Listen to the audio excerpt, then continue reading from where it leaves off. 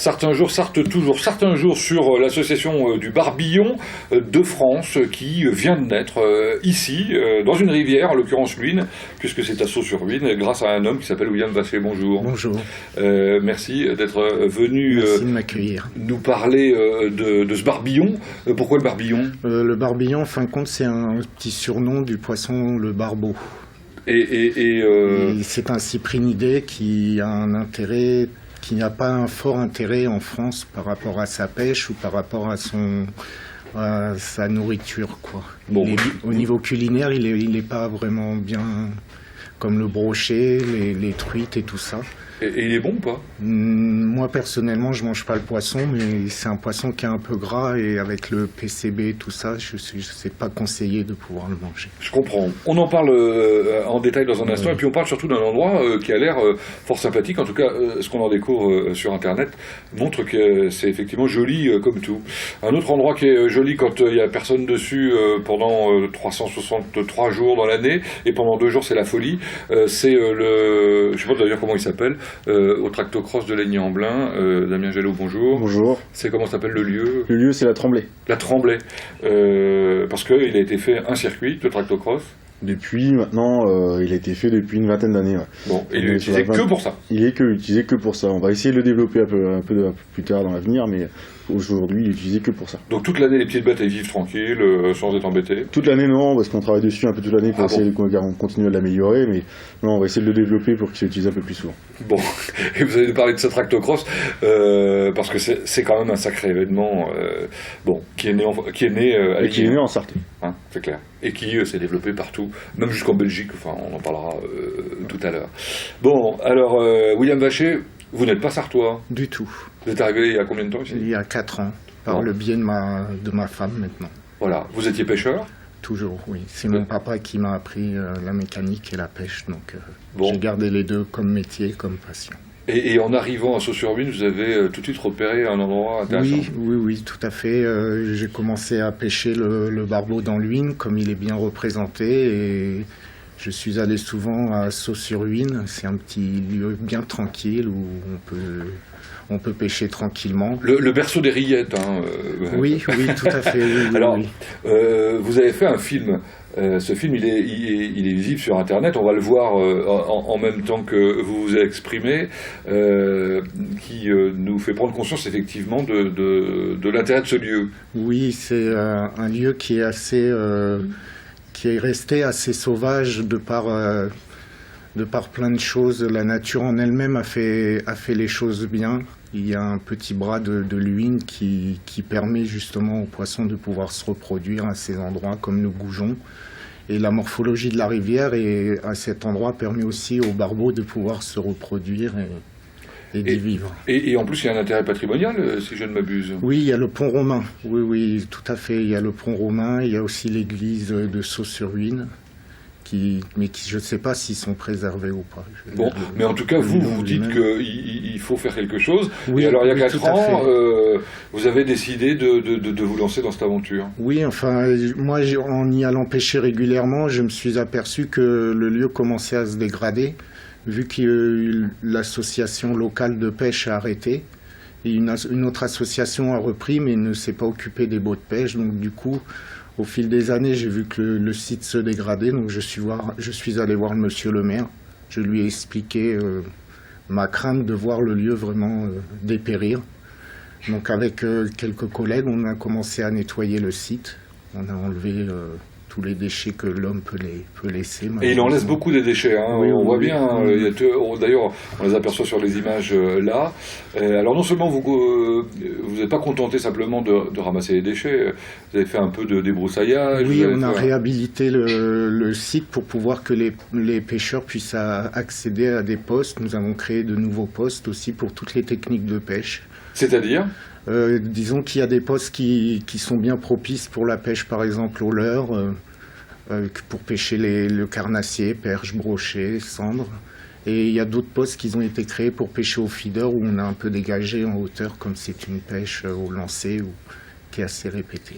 Donc l'idée c'est en fait de faire une école de pêche littéralement, un peu de pédagogie quoi. Oui, le côté pédagogique, notre association va faire plusieurs parties. Une partie pédagogique qui, je le souhaite, aura un partenariat avec la petite école de Sceaux-sur-Huisne, une école primaire, où on va avoir peut-être certainement la possibilité d'offrir les cartes de pêche aux élèves de cette école, parce que malheureusement tout est payant et les enfants de moins de 12 ans pour accéder à la pêche doivent accéder à un permis. Donc comme les parents n'ont pas toujours les moyens, nous de notre côté nous allons essayer d'obtenir le maximum de subventions pour que ces enfants puissent venir pêcher avec la carte, avec le biais de l'association ou en famille librement. Donc vous êtes des vrais passionnés quoi. Oui, tout à fait. Il n'y a pas de secret. Bon, alors protection de l'environnement, on l'a bien compris. Hein, oui, il y a aussi le fait que, excusez-moi de vous avoir coupé.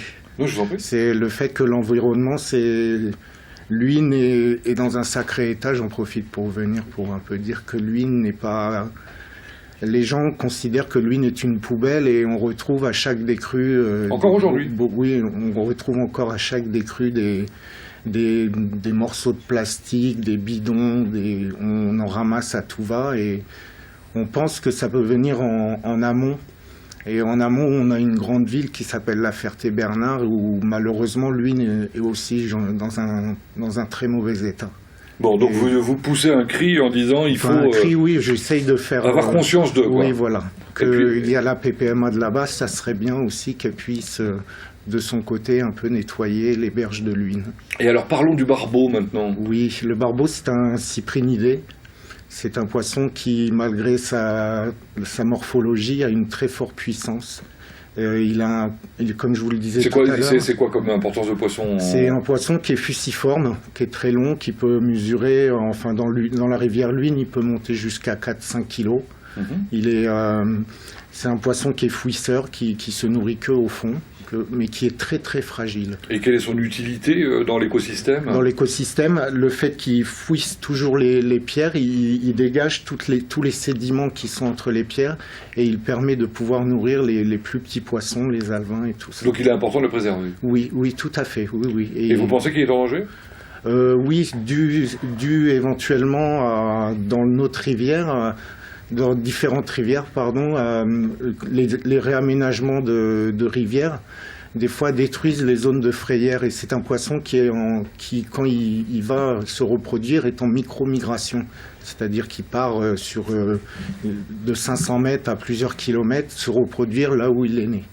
Et bien, on va percevoir probablement l'adresse de votre site Facebook, parce que c'est de cette manière-là que vous espérez effectivement... Pour l'instant, oui.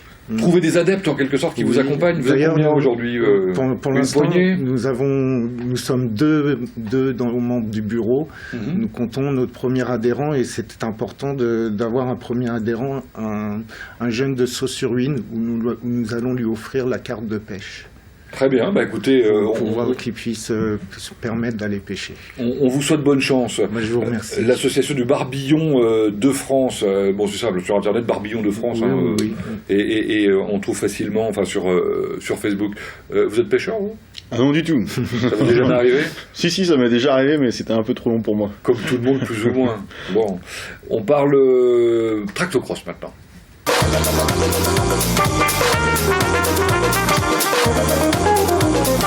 Bon, voilà, la Sarthe a inventé le Grand Prix de France. Alors, de Formule 1, c'était pas le Formule 1 à l'époque, mais c'est devenu la Formule 1. Et elle a inventé le tractocross ou pas? Oui, elle a inventé le tractocross. Il n'y avait pas de course de tracteur? Il n'y avait pas de course de tracteur, et aujourd'hui, on est encore les seuls en France à pratiquer le tractocross. C'est incroyable, ça. Et alors, le National Tractocross, lui, est né une dizaine d'années après, c'est ça? Le National Tractocross, oui, il est né en 1986, et donc il va fêter, c'est en 1996, il va fêter d'ailleurs ses 20 ans, alors que aujourd'hui on va attaquer la 29e édition de Lény-en-Blain. Donc avant c'était sur un circuit dans les bois de Lény-en-Blain où se batallaient encore des tracteurs qui avaient encore des cabines, encore... Mais vous avez connu vous le premier? Non, vous étiez pas né. Non, j'étais pas encore. Ah oui, c'est ça. Hein. Non. Mais vous êtes né dedans, quoi. Je suis né dedans. J'avais une équipe, il y avait une famille qui avait un tracteur, et donc du coup j'assistais depuis petit à toutes les courses. J'ai toujours dit que le piloterai. Et puis à 18 ans, j'ai passé mon permis, j'ai pris ma licence de pilote. Ah oui, alors moi je me souviens quand on était gamin, on a le droit de conduire les tracteurs à partir de 14 ans, c'est fini ça? C'est encore autorisé dans la vie de tous les jours, mais chez nous, pour rouler en tractocross, il faut avoir le permis et 18 ans. Bon, on a plein de photos de ces engins qui sont des vrais engins de course. Hein. Chacun se concentre pour les préparer, pour que, à l'occasion de cette grande messe en quelque sorte du tractocross, ils brillent. Oui, tracteur, ça se prépare par leur performance, hein, pas par parce que un tracteur, ça se prépare tout au long de l'année. Ça se prépare sur plusieurs années parce que bon, on fait pas tout en une année. Hein. Les améliorations, ça fait plaisir. Après, il y a les coûts des financements aussi. Mais on essaie que tous les tracteurs restent au plus propre visuellement, brille et attire l'œil. Ouais. Combien, une trentaine de concurrents cette année? Non, on va avoir 24 concurrents cette année. On a deux retours de tracteurs. On a eu une légère baisse pendant 2 ans. On a un retour de 2 tracteurs, dont un il revient depuis 10 ans. Alors, est-ce qu'il y a des tracteurs, comment dire, des tracteurs d'usine, quoi, oui, comme on a des voitures? On a l'usine Classe du Mans qui a 2 tracteurs. D'ailleurs, c'est eux qui ont gagné. C'est eux qui ont gagné l'année précédente. Ouais. Et ils ont mis à bas le Christensen du tractocross, qui était le numéro 1 de Lénier. Si le numéro 1 de Lénier depuis 10 ans. Ça s'est bataillé toujours. Et je pense que ces 2 tracteurs sortent toujours du lot. Et ça se bataillera encore très dur cette année. On a un bataillon de 2 tracteurs qui se bataillent. Derrière, on est 6-7 tracteurs à se batailler, à aller chercher la 3e place. Bon, le numéro 1 a cassé lors de la 2e manche. En espérant que cette année le spectacle dure tout au long de la saison.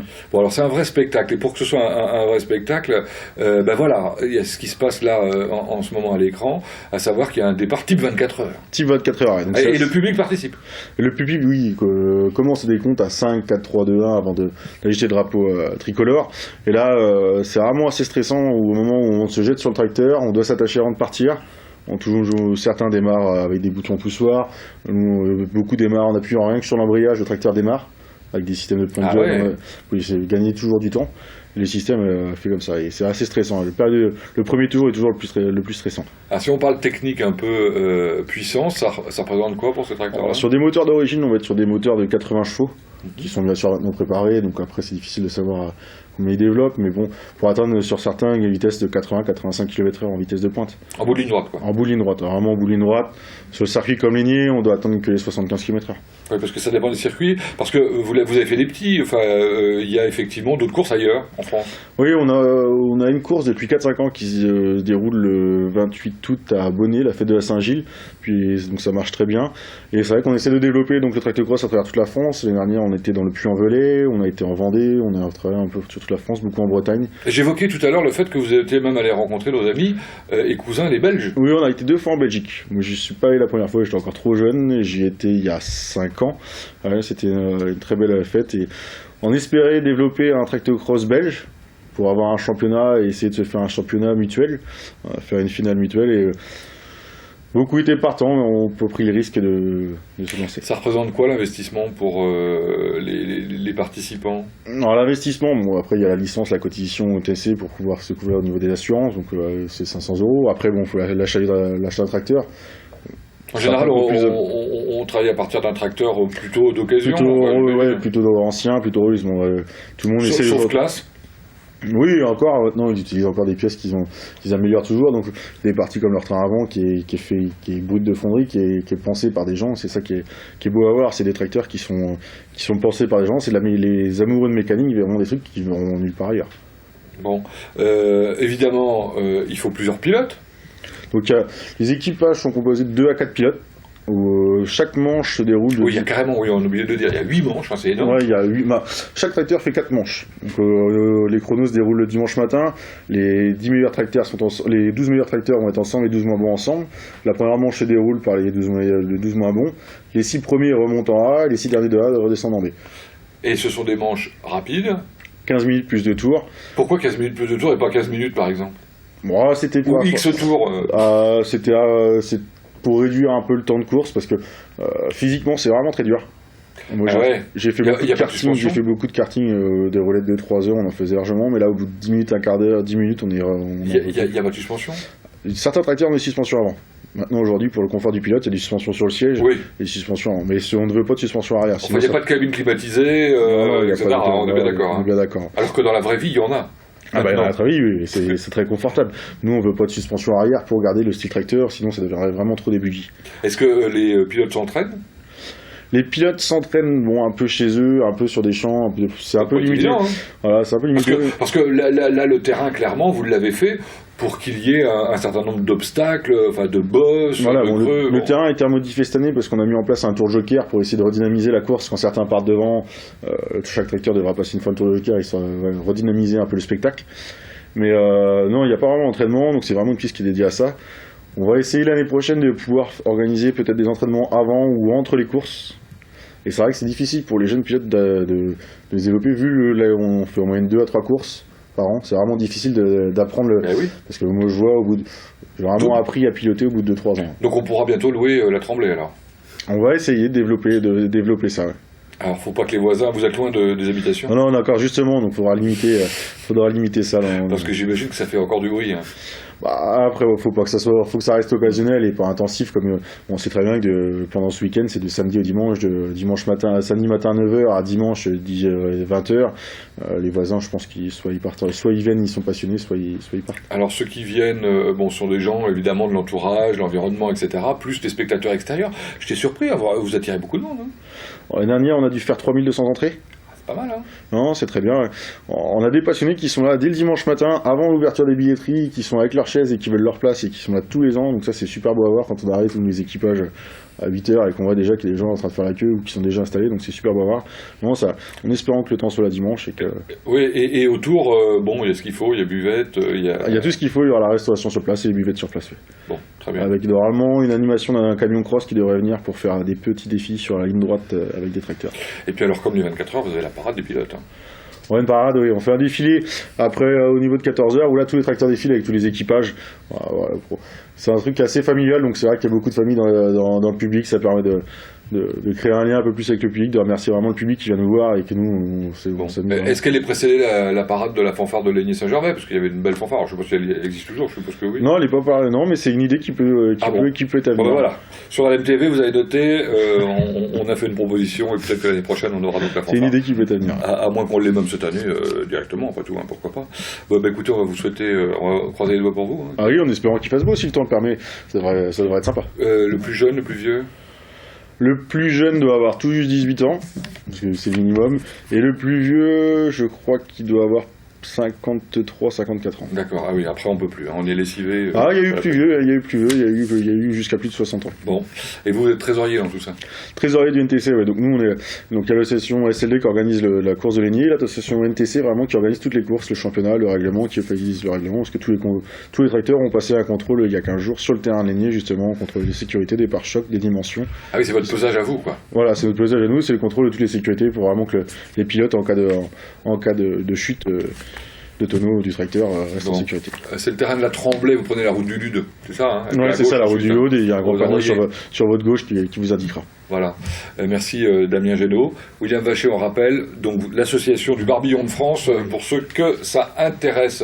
On a fait vraiment un grand écart, là, hein, clairement. Dans un instant, on va passer l'été à Coulennes. Enfin, en tout cas, on va vous proposer de le passer, parce qu'il se passe plein de trucs là-bas, et notamment pour les Coulennais, il y a plein de choses intéressantes.